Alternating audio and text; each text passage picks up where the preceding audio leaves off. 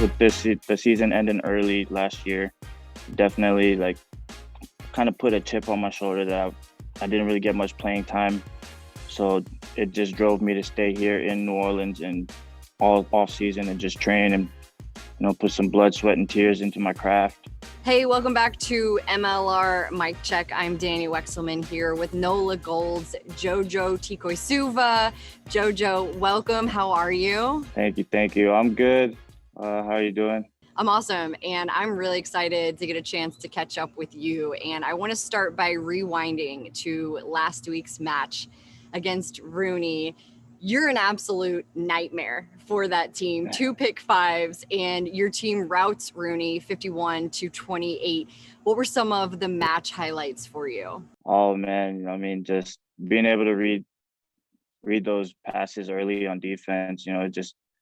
I guess it was just really lucky picks there. But just the highlight of it was just the team getting around me, giving me that energy to just keep pushing forward, especially on that type of weather. And down south, the heat definitely gets to you, but when the boys give you that energy, it definitely helps. I don't know if it was lucky. I don't know if luck was involved. I think a lot of talent was involved with those picks, but it was impressive. And I'm wondering how much motivation your whole team had after your draw with DC the week before. We definitely went back, and then we had a meeting within just the players. We talked about we didn't really come out with enough energy. And we thrive off of our energy. So we went back and watched a couple of clips of just old highlights of us always just getting around each other. Any little mistake or like any turnover that we got, all the boys ran in, gave each other hugs, high fives, and all this stuff. And I feel like we definitely brought it against Rooney. Can you describe the energy to me and what it is like playing with your team and the guys that you're surrounded by? It's just like we turn the ball over, and then especially in like a tough time, like we have 10 minutes left in the game, all the boys are beat, and if we get a good turnover, everyone just runs in and just boosts the energy. Like we just give each other high fives, give each other props, and I feel like it just definitely boosts the morale of the team. It gives us that energy to where, all right, let's do it again. We got this, keep fighting. I love that. And currently right now, so you're 4th in the league in points with teammate Carl Meyer. And I have to know, what kind of work did you put in this off season? Obviously 2020 ending early, so you had some extra time to really figure out how you wanted to come back for this 4th season. What did you do and how has it paid off for you? Usually, like with the past years, I would go back and play some club rugby. But with the season ending early last year, definitely like kind of put a chip on my shoulder that I didn't really get much playing time. So it just drove me to stay here in New Orleans and all off season and just train and put some blood, sweat, and tears into my craft. And then just having the coaches around all season definitely helped with the strength and conditioning and learning more of the plays, learning more of what I have to do, working on what I need to work on in my game that'll make me better. And you're a Sacramento kid. Your dad, who is from Fiji, also played, and both of your brothers. You kind of found solace in rugby growing up. You shared some of your story. I am interested to know who inspired you either in athletics, in life, in rugby, because I don't think that at that time rugby was the prominent sport in California, but you found it and it kind of, led you to where you are now. My family is big on rugby with the Fijian background. We always attended like sevens tournaments, watched all of Fiji's games. My dad definitely pushed me to play rugby. I chose football first, but rugby, I just fell in love with it. And then my older brother definitely gave me that motivation, just seeing how he thrived in rugby as well, making it to like all-star teams and being able to travel around the country and play. So it definitely pushed me to try and follow in his footsteps. And you picked up the sport really early. I think what's so interesting is a lot of things that I hear from guys in the league is that they played football at one point or played another sport at one point, but their heart just couldn't resist rugby. And it's been a part of your life for a really long time. Who was 9-year-old Jojo and what was he like? How has he grown? Oh man, 9-year-old Jojo is just I started off with touch, just playing touch, like our church or like, just in the community, we used to have like touch games and touch tournaments. And then it grew into going into like middle school. I started playing like in like little rec leagues and stuff like this. But I guess, yeah, just once I started playing rugby more and more, I just fell in love with it. And then all other sports just pushed it to the side. How do you bring your Cali flair to the South? Because you're in the South in New Orleans and it's so special there. One of my favorite places to go visit and just spend a lot of time. How do you bring some of that West Coast to the South? I feel like I've got used to like living down south now, being here 4 seasons, and sometimes people forget that I'm from the West Coast because now I've done adapted to the southern lifestyle. But it's yeah, I mean, I just try to stay true to who I am.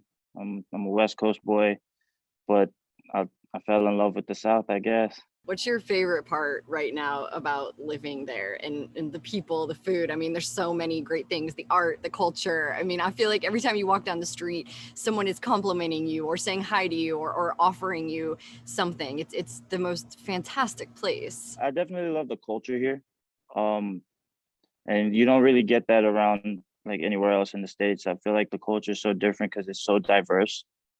And I guess they call it the Big Easy for a reason. Like everyone's so relaxed here. They don't really put pressure on you, So like everyone's so nice. Like you can literally just drive down the street and then like someone you don't even know would just wave at you. So you just wave back, and I guess it just gives you that kind of like it kind of makes your day sort of like even though you don't know the person, they still wave at you, which is crazy to me coming from the West Coast where everyone's just tunnel vision doing what they have to do. It is so special in that way. And always like when I leave, I have this boost of confidence because I know that the people who live in New Orleans are so special. And if they're willing to compliment me, it must mean that I'm doing something right. Yeah.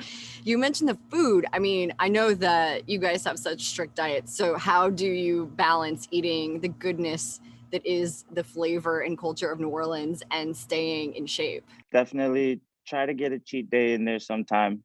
Um, Crawfish boils are a must. Crawfish boils are a must. But yeah, just if you do end up doing like a little cheat day, I try to put extra work in because I had that cheat day, and I know like the food here is so good, it could definitely get to you. Like you just want more and more every time. But yeah, I just got to put that work in to run that back off. What would you say you're most proud of about yourself? I know that you guys don't like to brag about what you've done, but as far as your journey goes, what would you say you're most proud of up to this point? I guess it's just for me, just like really sticking to it. Like there's a lot of things could get to people like that'll make them want to give up early in their careers. Going into season 4, there's like there's a lot of hardships, especially with last season going to an end early, not being able to get any playing time. It definitely brought me down, but just me being proud of myself to actually stick to it and then be where I'm at now.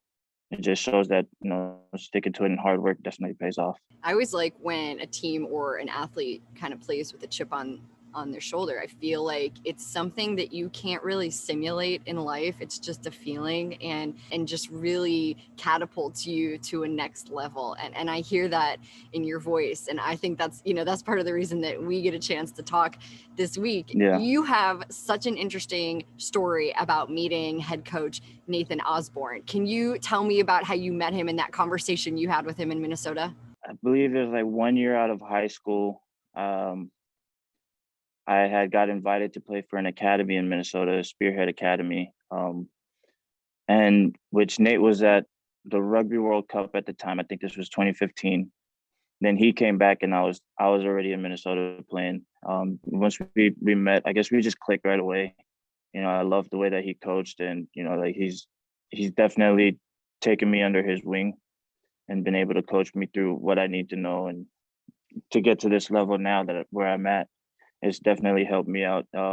He's been there with me since day one, since Minnesota till now, and he's always like that father figure for me here. Always trying to tell me what I got to do, how to make things right.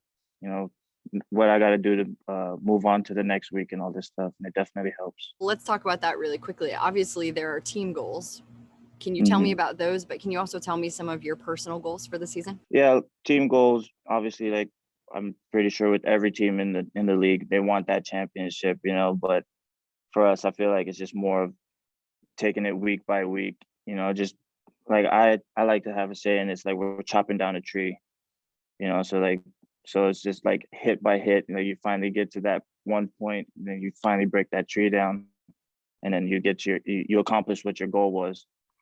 But for me, personal goals this year is just to try and play my best, make roster as much as I can, do what I can for the team, when I can.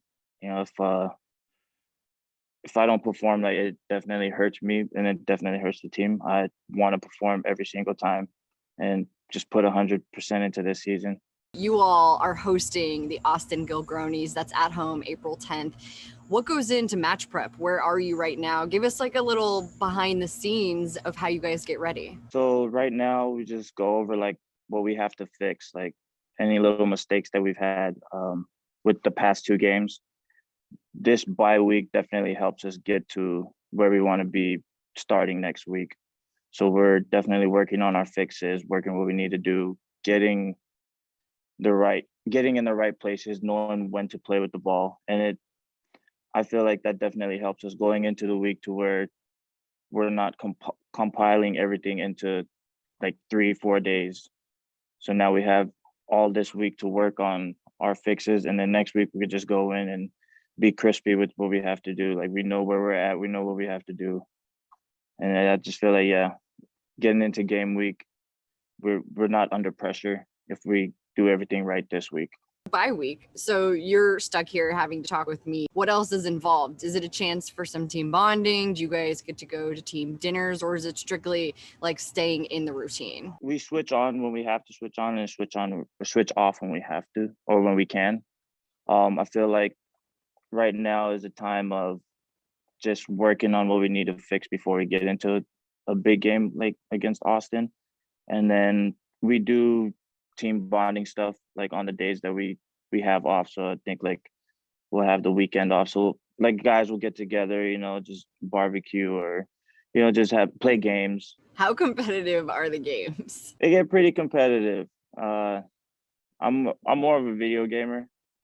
So like I try to we'll get like certain groups of guys that do video games. We'll get pretty competitive on how many wins we have and how many losses, or who beat who and all this kind of stuff. And I feel like that's good for the like competition for us outside of rugby. How well do you know Austin? Do you know a lot of the guys on that team? Are you looking forward to seeing anyone in particular? I know, so Frank Halai, which plays for them. I used to watch him when he played like sevens for the All Blacks. Played Super Rugby. Great guy. I love the way he plays on the wing.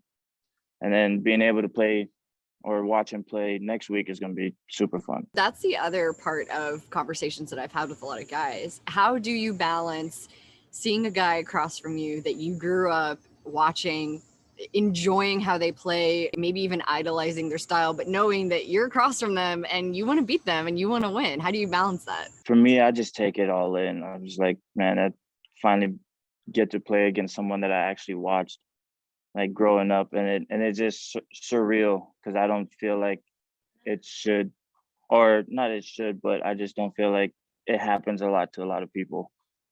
Like growing up watching someone play and then being able to play against them at like a certain time, it's crazy.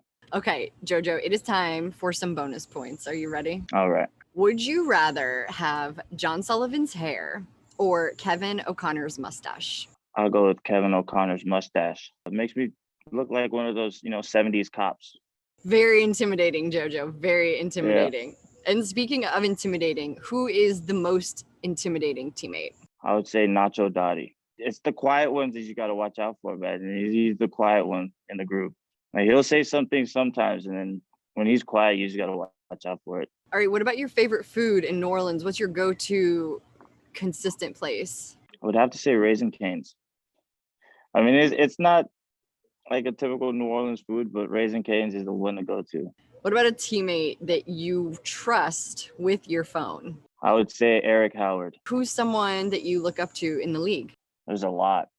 There's just a lot of players that I've watched like growing up that are in this league now, and then there's a lot of players that are joining this league that have like crazy stories. And I wouldn't say I want to like point one out by like general, but there's just a lot of guys out there that are just inspirations to me that definitely like I want to build off of that and play like that, and just in general, just a lot of guys in this league. What about your favorite place that rugby has taken you? Has taken me, I would say Argentina. Yeah, I love the food down there when we went. Everything was so fresh and just the perfect type of spices. If you could trade places with anyone on earth for a day, who would it be? Our head coach, Nate Osborne. I want to see how he balances out his life of being a head coach for almost 40 grown men, then having to go home to his wife and his girls and balance that all out. It seems like a tough job, stressful job. I just want to see how he does it. Okay, amazing answer, which leads me to, will you coach one day? I feel like you got to have a specific talent to be able to coach. Like, I'm not much of a coaching type, but I hope one day I could give back to the game. What about the best way for a fan to get your attention for an autograph? What do they have to do? I don't know. I guess you just got to come up to me and ask. Sometimes like fans will just walk around you and not say nothing. So I guess you just got to just speak up and let me know. I'll sign any autograph if anything. Like I don't really mind. But yeah, just got to come up and ask.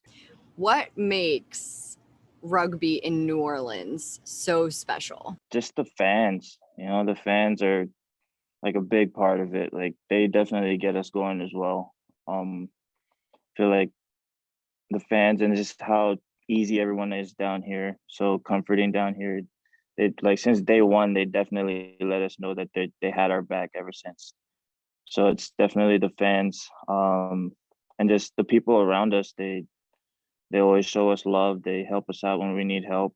They're always giving here, and we definitely love it. My friend, is one thing about you that I cannot find on the internet that I have to know? I like to sing, but I have the worst voice ever. So I'll sing to myself most of the time, but I know I have like the ugliest voice. I was going to ask you to sing for me, but maybe I won't ask that. I can't thank you enough for spending some time with me this week. I know that it's a bye for you all, and you'll host Austin April 10th, and I'm looking forward to it. I'm looking forward to your performance, and congratulations on the success of you and your team so far. We've got a lot of season left, so thanks for letting me bug you this week, and good luck the rest of the season. Thank you so much. Thank you for having me on here.